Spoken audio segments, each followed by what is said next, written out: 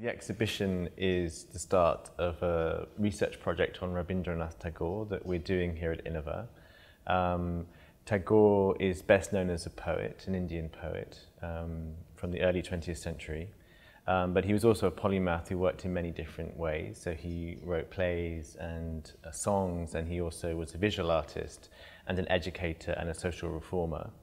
And one of the things that he did in his lifetime was to set up a community called Shantiniketan in West Bengal, which was a school, an art school, a university, and also a place where people live, where he explored an alternative pedagogy and also perhaps an alternative way of life that was very important in terms of the decolonization process of India later on. We are developing a research project with Goldsmiths College and NGBK in Berlin, and we're convening a group of people from India and from Europe to discuss the legacy of Tagore and to think about why Tagore is interesting for contemporary artists.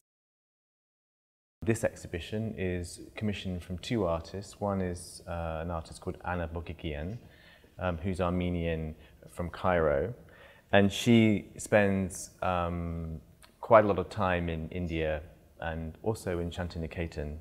And over the summer, she was commissioned to make work in response to Tagore, and she chose to focus on one of Tagore's plays called The Post Office. And so she's made a series of figures from the play, representations of Tagore, and also images of the moment when the play was performed in the Warsaw Ghetto in the 1940s.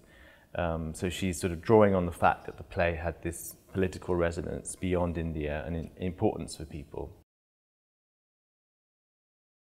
The work by Goshka Macuga is a piece that I commissioned for another exhibition called Santal Family, which was at the Museum of Contemporary Art in Antwerp in 2008.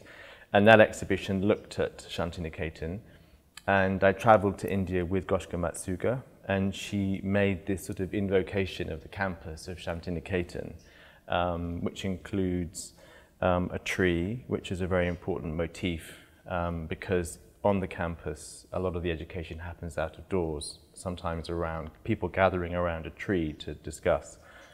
And also elements of student work. So she collected objects that the students had made, sculptural objects, which we then shipped to Belgium and made a kind of display showing the aesthetic of the art college in Shantiniketan. And so we're reconstructing that work here.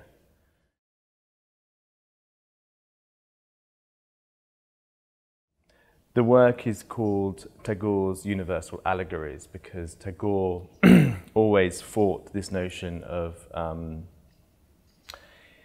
nationalism, for example, and was very interested in the idea of universalism and wanted to explore that in his art and also in his educational project.